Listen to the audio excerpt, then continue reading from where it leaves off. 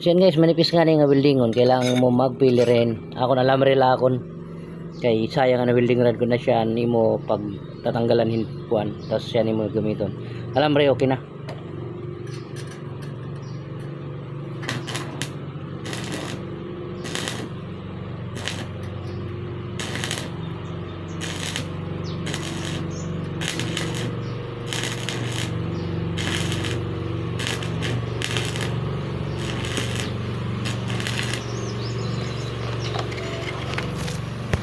Manakmul nga ni pwede welding rod, pero manipis nga ni alam rin okay na. Kita daw na akong welding.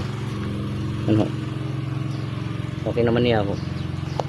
Alam rin lahat na ako nini mga pillar. So siya lang mo kay nga aga.